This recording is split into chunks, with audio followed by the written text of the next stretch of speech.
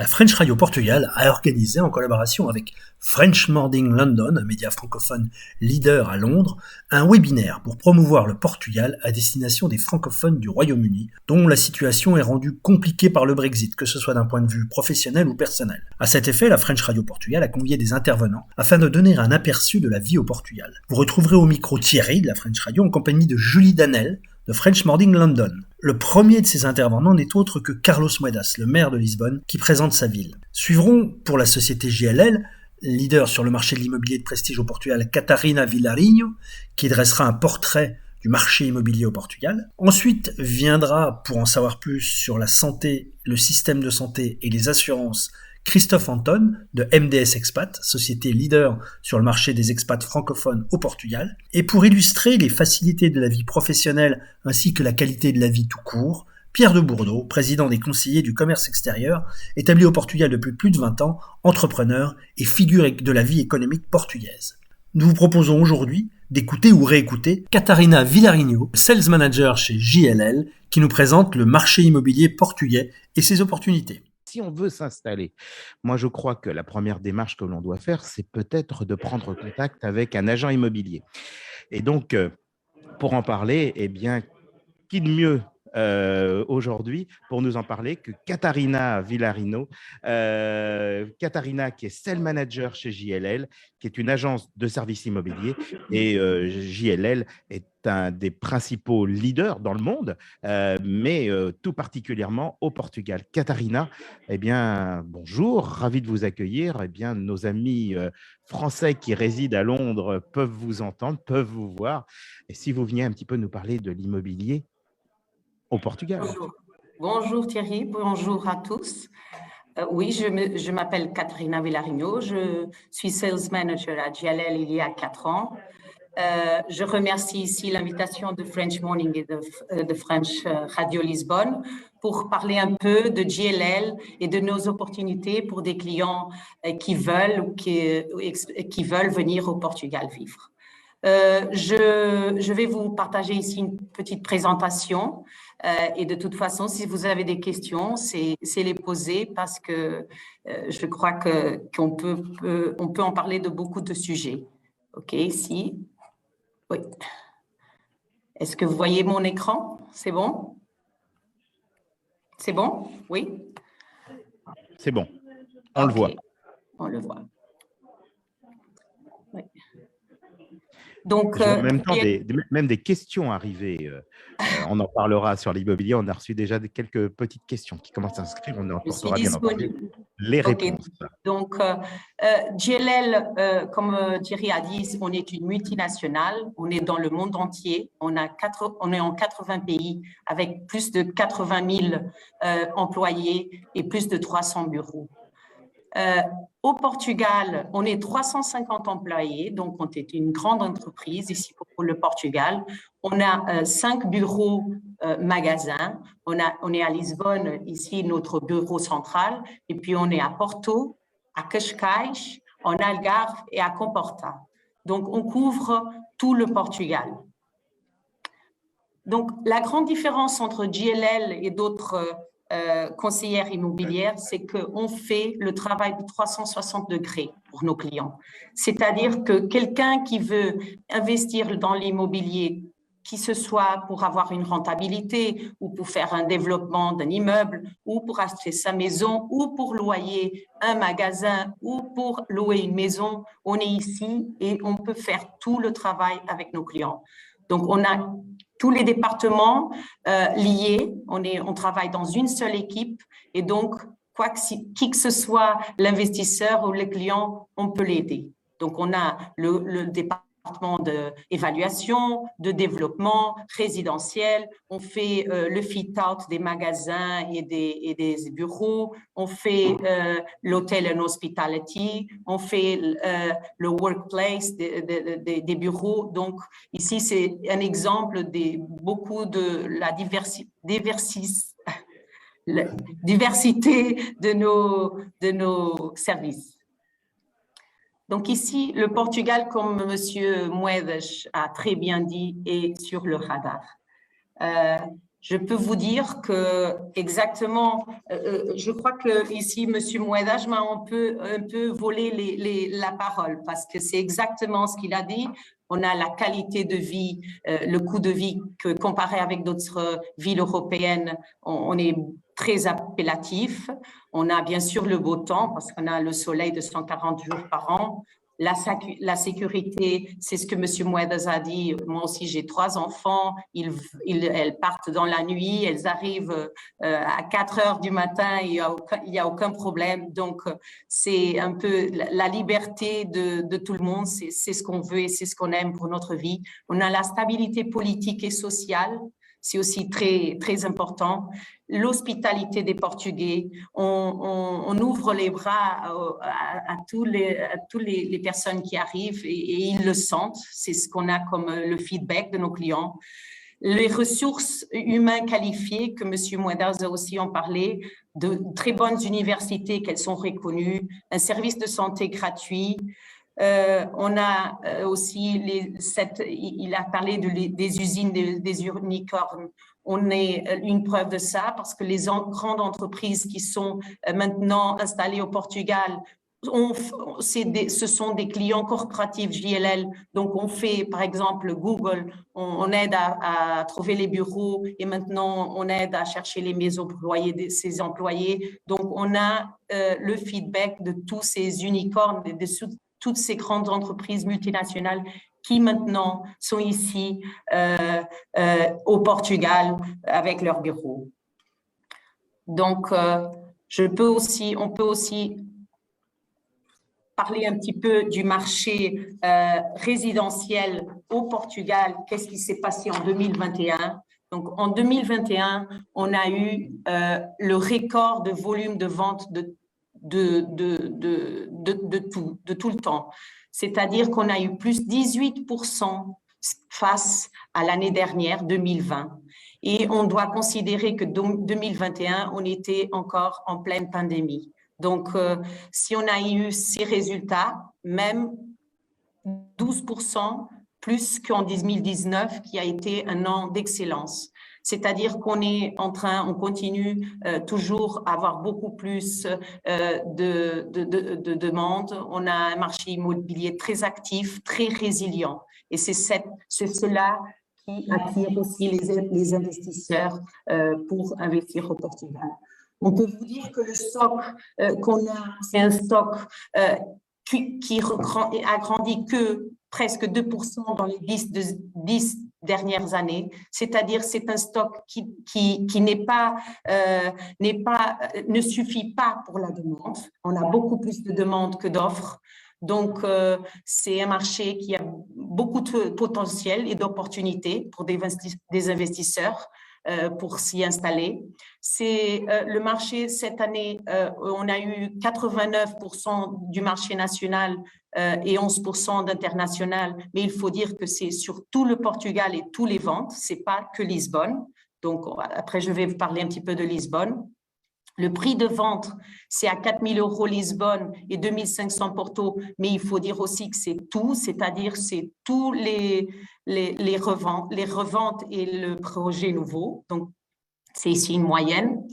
On peut dire aussi que les opportunités sont dues aussi au crédit au logement, qu'on a eu plus de 30% cette année. Donc, les clients, ils sont surtout aidés par la banque qui est prête à en faire les empruntes. Il y a eu, pour cette dynamisation du marché, ça a été aussi à cause de la pandémie, les clients ont voulu changer de maison à cause de la manière qu'on repense notre mode de vie. C'est-à-dire, les clients qui étaient au centre-ville veulent maintenant aller aux alentours de Lisbonne. Et aussi les programmes fiscaux qu'on a, comme le Golden Visa ou le RNH, le résident non habituel, qui attirent aussi des clients internationaux. Alors justement, Katharina, je vous interromps quelques instants parce qu'on a des questions qui nous sont posées. Donc, vous avez déjà apporté un petit peu un début de réponse. Ça concernait bien entendu le financement, où c'est très clair qu'au Portugal, c'est quand même relativement facile d'obtenir un prêt immobilier. On en reparlera peut-être un petit peu plus tard dans les questions libres. On reprendra peut-être les questions, Julie, si vous êtes d'accord. Mais en tout cas, je pense qu'il est important de le préciser parce que c'est des questions qui reviennent. J'en ai au moins 2 ou 3 déjà qui sont sur le même sujet. Donc oui, au Portugal, on peut avoir très facilement un prêt pour financer un bien immobilier et le prêt peut aller jusqu'à 70-80% du montant du bien immobilier, en tout cas de l'estimation qui est faite par la banque. Katharina, vous m'arrêtez si je me trompe. Et ce que je voulais aussi préciser, parce que c'était dans votre slide précédente, c'est aussi un point important aussi, c'est que si on ne parle pas le portugais, eh bien, ce n'est pas très problématique quand on vit au Portugal. Parce que quasiment 90% de la population, si ce n'est pas 95%, parle l'anglais, mais parle l'anglais à la perfection. C'est-à-dire que quand on parle en anglais avec des Portugais, on a l'impression qu'on se retrouve ou en Angleterre ou aux États-Unis. Donc voilà, donc il y a un véritable parler, donc on n'est pas du tout, on n'a pas de problème pour venir vivre au Portugal. Je crois qu'il faut vraiment le dire, même si l'on ne sait dire qu'une seule chose, c'est bon dia, boa tarde, et voilà. Donc, je crois que là, j'ai résumé un petit peu cette situation. Pardon, je vous repasse la parole, Katharina. Je pense que c'est important Exactement de ça. préciser. C'est exactement ça. Je crois que à peu près 90 aux villes de Lisbonne et Porto, je pense que 90%, et dans le Portugal, il y a une grande majorité qui parle bien l'anglais et même le français. Je suis portugaise, je suis pas je suis pas française et je crois aussi qu'il y a une grande partie pas des très jeunes, mais à partir de 30 ans qu'ils parlent aussi le français. Donc, c'est très facile la communication et on aime faire plaisir. Et donc, même si on ne le sait pas, les Portugais vont essayer toujours la communication facile. Donc, c'est vrai. Sur le crédit logement, ce que Thierry a dit, c'est exactement ça. L'évaluation va être, c'est une évaluation exempte de la banque, mais ce qu'on est en train de voir, c'est que les évaluations viennent très proches de la valeur actuelle du bien, et puis ils empruntent entre les 60 et les 80% de la valeur. C'est exactement ça. OK. Voilà, on vous laisse continuer. Ici, on peut vous dire que le Outlook, ce qu'on prépare en 2022, c'est des opportunités à cause du Golden Visa et des RNH, chaque fois plus intéressés au Portugal. On voit une grande demande. Donc, le portfolio, les opportunités se sont pensées à ces 2 types de clients. On a aussi les rénovations de logements parce qu'on voit que le mode de vie, les personnes veulent travailler, veulent la vie, le loisir et l'éducation dans la place où ils vivent, la maison où ils vivent. Donc, il y a une diversification des concepts de logement.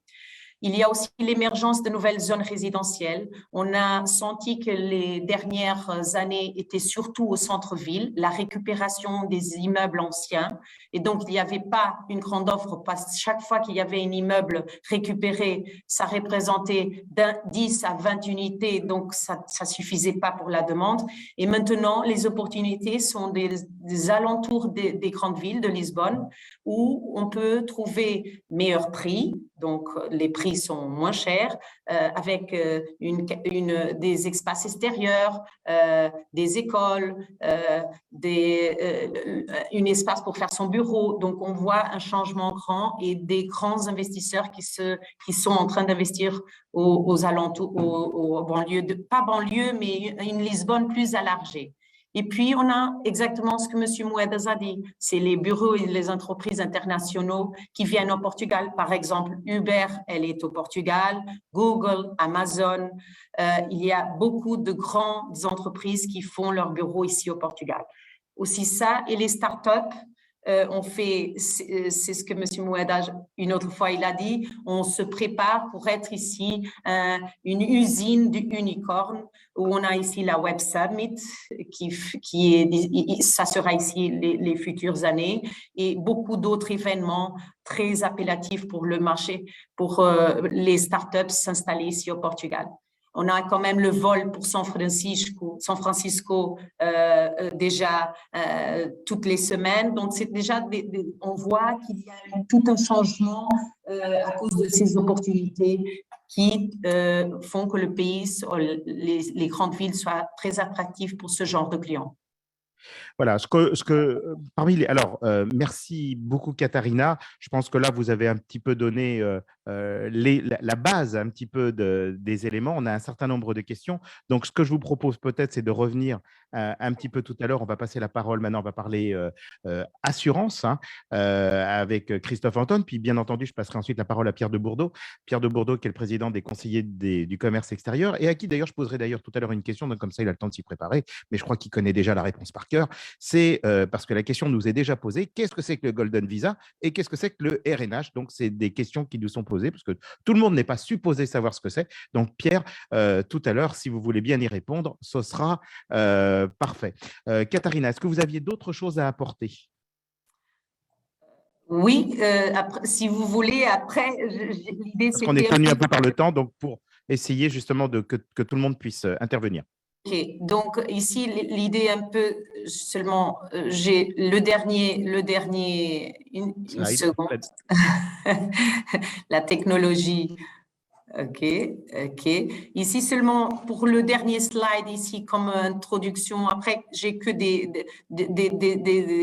exemples de propriétés, mais c'est très simple. Ici, c'est seulement pour vous dire que notre portfolio a 5000 propriétés à GLL résidentielles. On a 50% de nouveaux projets et on a 50% des immeubles, des biens anciens. Donc, on a un bon mix. On est les leaders du segment Prime. Donc, notre ticket moyen est de 800 000 € moyen. Il faut dire aussi que les projets nouveaux, ils sont presque tous à GLL parce que c'est comme je vous ai dit au début, on a fait tout le parcours avec les investisseurs dès l'achat du terrain, la promotion et donc maintenant on a la commercialisation de ces projets en plan. On travaille avec 2000 partenaires du monde entier. On a vendu à 3 nationalités cette année, 62% portugais et 38% international. Et l'important, c'est que le premier client a été l'anglais, le deuxième, le brésilien, troisième, américain et le quatrième, le français. Donc, ces 4 nationalités sont les nationalités que GLL a vendues le plus en 2021. Magnifique, hein, vous avez réussi à tout encadrer, hein, parce que là, on est à Londres, donc on est en Angleterre, vous êtes le premier, et nous adressons à la clientèle, enfin, à des Français. Donc, nous sommes 4e. Donc, en fait, on est, on va dire, quasiment sur toutes les marches du podium. Vous nous montrez quelques biens immobiliers juste pour nous donner un petit peu un avant-goût, pour nous donner un petit peu… Oui, je peux faire brièvement, voilà. seulement. Allez, en une minute, nous donner un petit peu soif, parce qu'après, il va falloir assurer tous ces biens. Hein. C'est bien. Donc, à Lisbonne, on vous donne ici un exemple. C'est une ville cosmopolite avec plein d'attractions culturelles et d'autres. On est à 3 heures des autres capitales du monde, avec plein de vols par jour.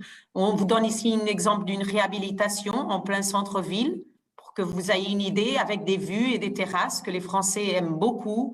Et je vous donne une idée, on a 87 appartements réhabilités, 1 à 4 chambres avec des jardins, avec du parking. C'est pour que vous ayez une idée que le prix mètre carré ici, avec des immeubles nouveaux, il est à environ 7 000, 7 500 € le mètre carré. Ça, c'est le prime. Donc, c'est-à-dire, c'est haut de gamme. C'est pour que vous ayez une idée. Okay? Il faut en profiter parce que le prix va continuer à monter. À monter, exactement. On a déjà des projets beaucoup plus, mais je vous donne ici une moyenne pour que vous puissiez de la qualité avec des vues, terrasses. On peut trouver ça à Lisbonne avec la qualité. Cascais, aussi intéressant. Je peux vous dire, c'est à 30 minutes de Lisbonne, une ville très charmeuse On peut vous donner ici Temelish, c'est 6 appartements. Ils ont été lancés la semaine dernière et on a déjà vendu 3. Donc, on a 3 à vendre. Ils ont la vue mer. C'est tout au bord de la mer. On a seulement une idée des prix. On est à 1,2 million, un appartement de 3 chambres avec environ 190 mètres carrés avec une terrasse ou avec la vue. C'est aussi pour que vous avez une idée. C'est aussi prime, c'est de top qualité. La Comporta, on est aussi leader à Comporta, très important pour les Français. On a une communauté énorme de Français là-bas. C'est un marché émergent. La authenticité, simplicité, ils aiment beaucoup. C'est très beau, avec un style de vie unique à 1 heure de Lisbonne.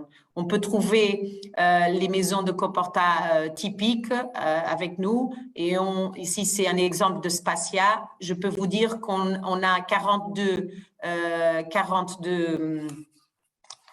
pardon, ici, je me rappelle pas seulement. 42 résidences, voilà. Résidences, et je peux vous dire qu'elles sont par exemple, une 3 chambres à 1,7 million, avec 300 mètres carrés. Je pense qu'ensuite, je pense que tout le monde un petit peu a compris. Bon, évidemment, l'Algarve aussi, terre de soleil, et puis le nord du Portugal avec Porto, partout évidemment des spécificités propres. Le mieux, je pense que de toute façon, c'est qu'ensuite les personnes puissent prendre contact directement avec vous, Katharina, ou aller directement sur le site de JLL Portugal, jll.pt. Et là, à ce moment-là, c'est très facile. En plus, le site, il est dans toutes les langues, donc c'est pas compliqué. Que l'on parle anglais, français, allemand, espagnol et même portugais. Hein. On peut parler portugais au Portugal, c'est des choses qui arrivent. Eh bien, vous aurez naturellement la réponse. La French Radio. Portugal.